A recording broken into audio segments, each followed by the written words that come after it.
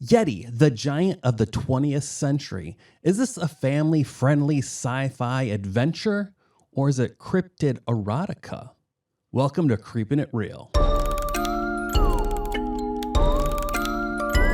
Thanks for joining me. I am Judah. We're going to be talking about the 1977 King Kong wannabe, Yeti, the giant of the 20th century.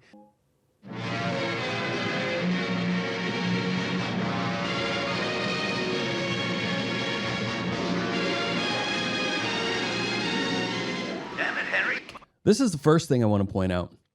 They find this, this creature frozen solid in ice. This is like the find of a lifetime. Anybody involved in this is going to be crapping their pants with excitement, knowing what it is that they just found. And the new directions will take history and science. And their whole thought is, we need to thaw this thing out as fast as possible.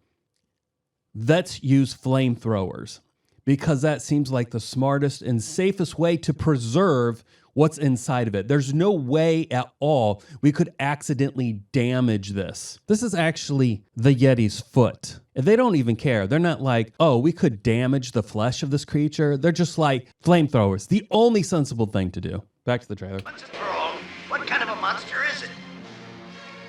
It's a Yeti, Morgan. Huh?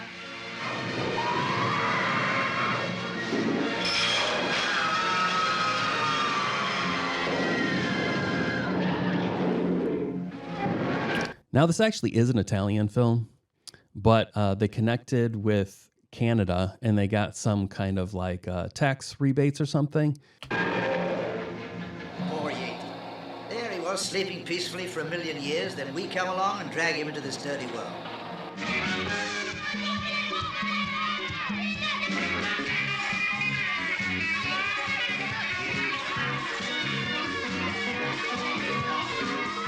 Our sales have more than doubled.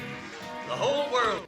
This is, okay, for a little context, we got this dude who's almost kind of like a John Hammond from Jurassic Park, except not as lovable. He funds a lot of stuff, and he's got his hands in a lot of things. He's super rich. He has this friend, the scientist friend, that he always sends off, and he always gets him tricked by saying that it's some kind of humanitarian situation that he needs his help in, but it never is. It's always kind of this snake oil salesman kind of a scenario, and it's always about getting himself richer. But he uses, when they find this Yeti, he's like, oh, it's going to be the mascot for my company. And that's why they're saying our sales have doubled. But I don't understand these shirts that show these women coming out that have handprints on their breasts, and then the back of the shirt says, kiss my Yeti. It makes no sense to me. The handprints on the breast, what does that have to do with anything? It's so confusing. Let's just finish this trailer, and then we'll talk about all these insanities. Wants to meet you. There's never been a publicity stunt like this before. That's the dude right there, the John Hammond type character that has the two grandkids.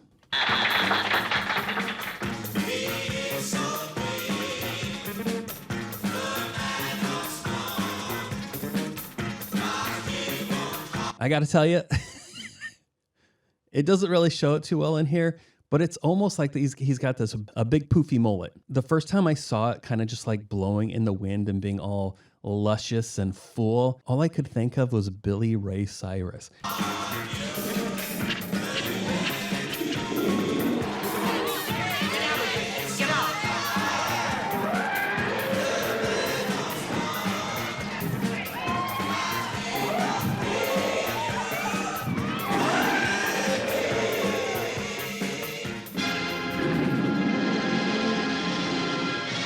We got this tycoon. He wants to use the Yeti as his new promotional material and increase his sales. He hires these guys, and you feel like he's hired them to kind of keep an eye, be the muscle, and keep an eye on his big projects, but also be like the babysitter for his kids. I'm not really sure. So two weird things come in here. First, this Yeti is discovered. He breaks out of his cage. he sees the two grandkids. They've passed out for some reason. They almost got trampled on or something, and the crowd is all gone, and they're just laying there. And the Yeti sees them, and they have these like fur coats on, around their collars. And he kind of looks at his hair, touches his hair, and looks at them. And so the idea is he's kind of like, oh, I think they're little Yetis, okay? And so he picks them up. But as he's carrying them away, the girl, her name's Jane, she kind of loses her balance and she reaches out to steady herself. But obviously, the only thing that is there to steady her is the Yeti's nipple. He grabs his nipple, and they are very intentional in showing you him get a hard nipple from her grabbing it. Okay. Then she lets go, but he gets this look in his eye like, ooh, baby. And it's really weird. That's why I'm like, is this cryptid, erotica? What is this? But the movie never goes anywhere towards that kind of scenario ever again. It's just like this weird one-off, look at this horny Yeti. It's so weird. I don't even get it. But then back to these bad guys. This girl, Jane, when I first see her on the screen in the movie, I see her standing with her little brother, and I'm thinking, oh, she's like 12, maybe 12, 13. But then when I get a closer shot up of her, I'm like, oh, okay, she's like 16, 17. This guy that's kind of like there to make sure if things go bad, he takes care of it. He keeps stealing glances at her throughout the movie. Is he crushing on this teen girl? And it was never really clear. There are occasional times when he'll pull Jane aside, this 40-year-old man, and be like, hey, I want to talk about our relationship. And I'm like, what relationship? It's creepy that he's looking at, still in these looks, but I'm going to show you a clip. And you tell me she is not giving him jailbait eyes.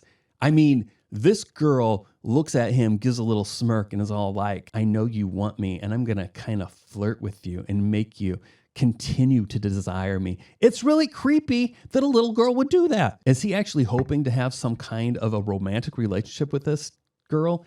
And then he sees that she is affectionate towards this Yeti, and so he's pissed off, and he's like, I got to kill this Yeti so that we don't have this weird love triangle. Really? Is this Yeti really something that's going to stand in the way of you and this teen girl? I think there's a whole lot of other things that are standing in the way of you in a relationship with this teen girl. The Yeti is not the biggest issue here, my friend. Also, just so you know, the size of the Yeti doesn't matter. Its size changes depending on its needs. Not because it's some kind of a magical Yeti that grows and shrinks. The filmmakers, they couldn't be bothered to decide what the scale of this Yeti was and make sure it was accurate throughout the whole movie. Whatever the scene calls for, that's the size the Yeti is going to be. This movie is not good.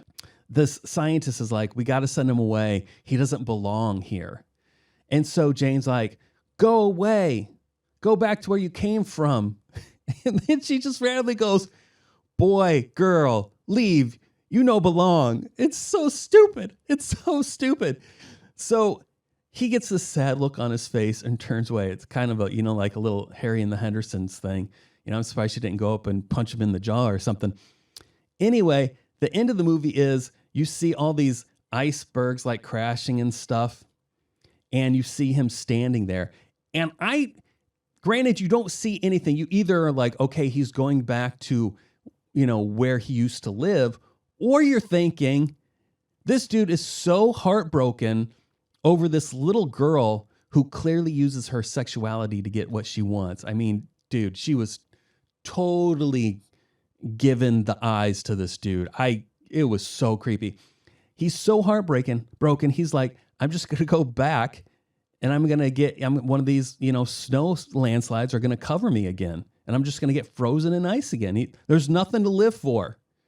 That's my feeling. That's where this is going. Even though they don't explicitly show it, I think he goes back to the Arctic to get covered in ice again because there's no reason to live. I'm definitely giving this a 4 out of 10. I don't think I'd ever...